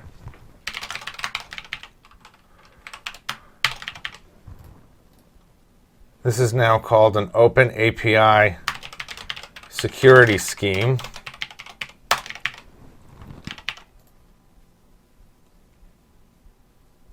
This is a new Open API security requirement, which is a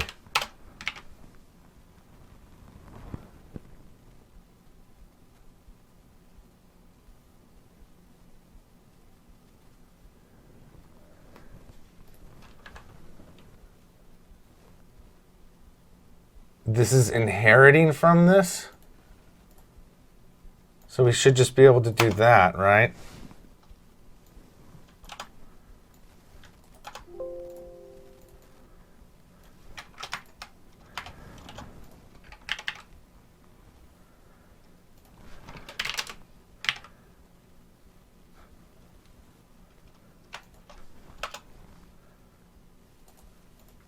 Hold on.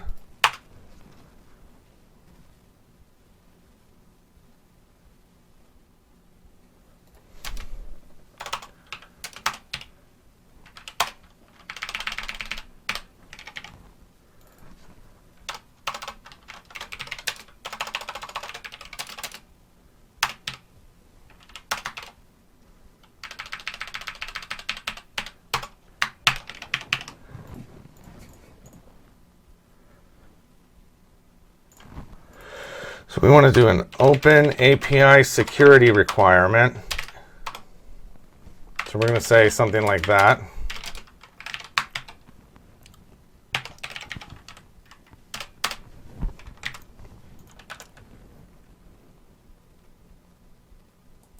And that's a dictionary of open API. So how do you use this?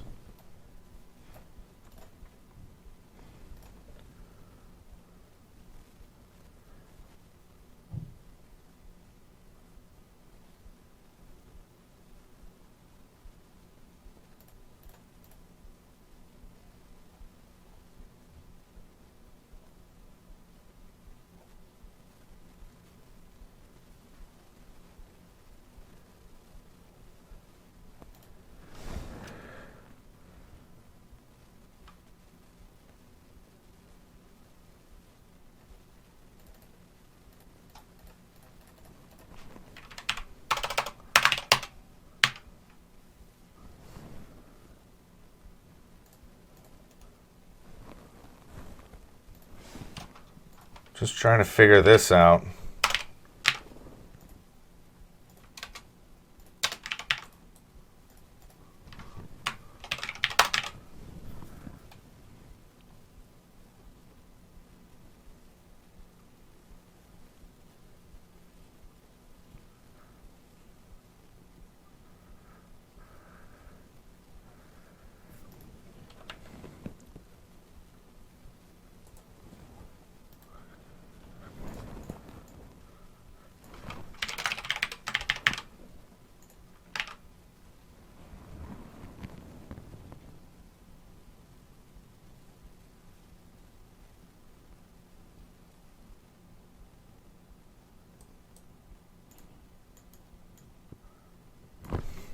Open API security scheme dot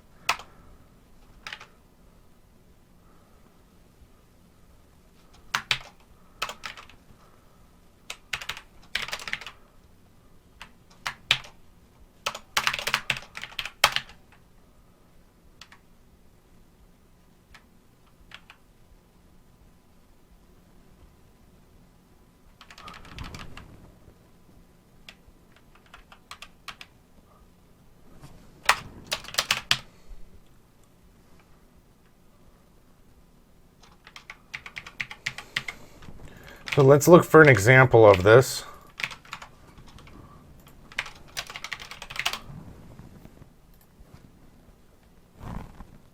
Hey there, Noomers. How are you doing?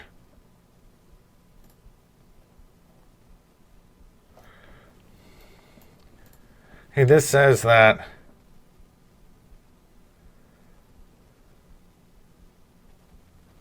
trying to migrate, but I can't get the bearer. This is my old code. This is what I've changed it to. Got it working. This is the code. Add security definition, bearer, new OpenID security scheme. That's right. Add security requirement, new open API security requirement,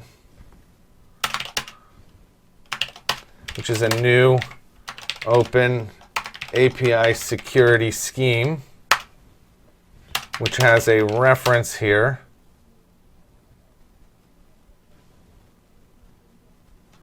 to a new reference where my type is my reference.security schema and my ID equals bearer.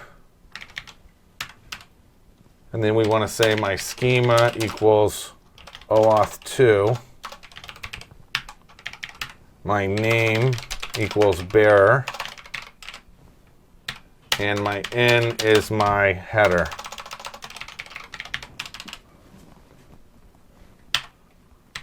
And then a new list of a string.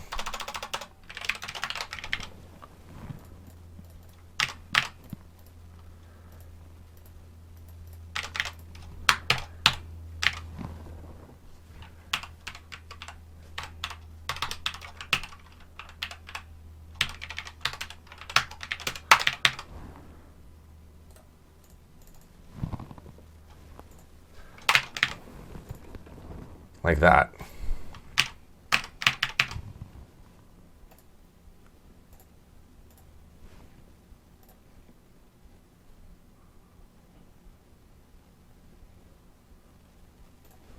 Try it again. What's the new app? It's called the Monitaur, and it's for monitoring your web applications, your web APIs. There we go. And you can see we have our authorized tag here. We can check it. So now what we can do is we can go to this weather forecast. And I can just add on here a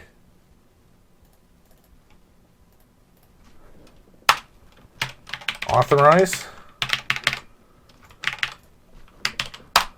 And then we will run it. And we've already received my bearer token over here.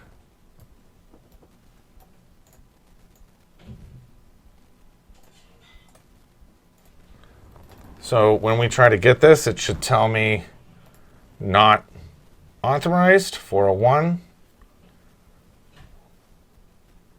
And now I can authorize it with this bearer token.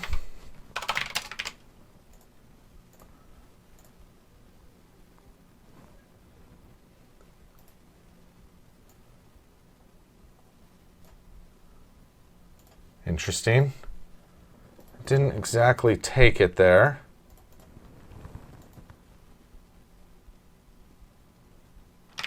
Because I think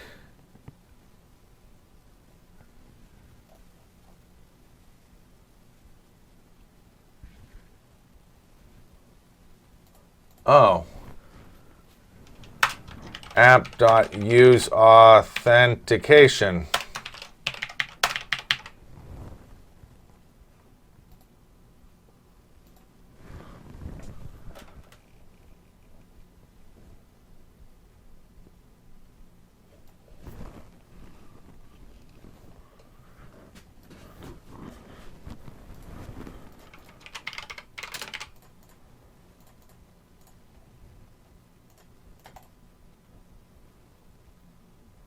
You must set authority or introspection endpoint. So we're getting closer.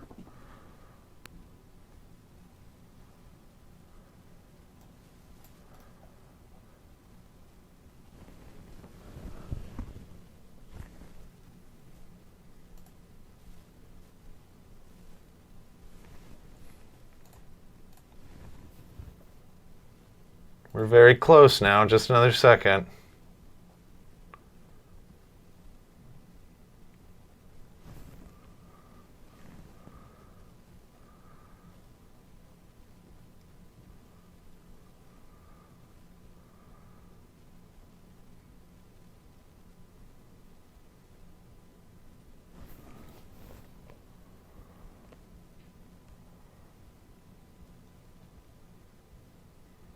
Let's try and get another token here.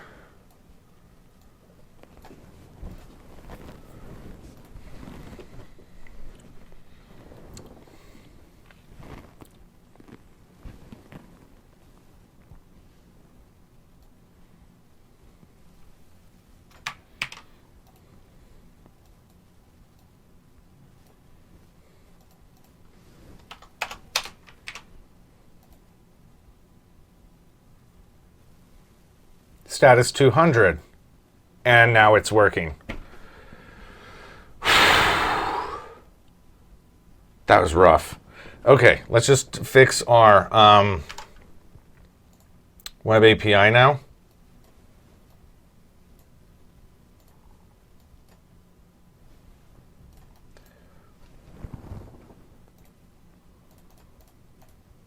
So up here, we're going to put bearer, and then we'll try it again.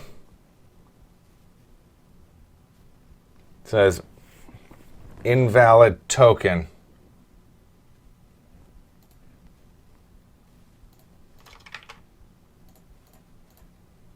And now it's working. And so we no longer have to add the bearer there. So what we've done today is we've got our web API set up. We got our identity server set up. We scaffolded out our landing page as well as our Angular app. The next step that we need to do is we need to hook up the Angular site up to OIDC. And so OpenID Connect so that we can have authorization going through there. And then we need to hook up our landing page site to Angular. At that point, I think we can actually start to work on some of the functionality. But I'm done for now. So if you guys could, make sure you check us out at our Discord, discord.pixelhorrorstudios.com. I put all these videos up at youtube.pixelhorrorstudios.com. And let's just say that I'll try to come back today at, I don't know, we'll say like 5:30 p.m. PST. So thank you so much, everybody, for staying with me today. And I will see you guys all. Oh, wait, just 1 second here. All right, and I will see you guys all a little later. Have a good one. Bye.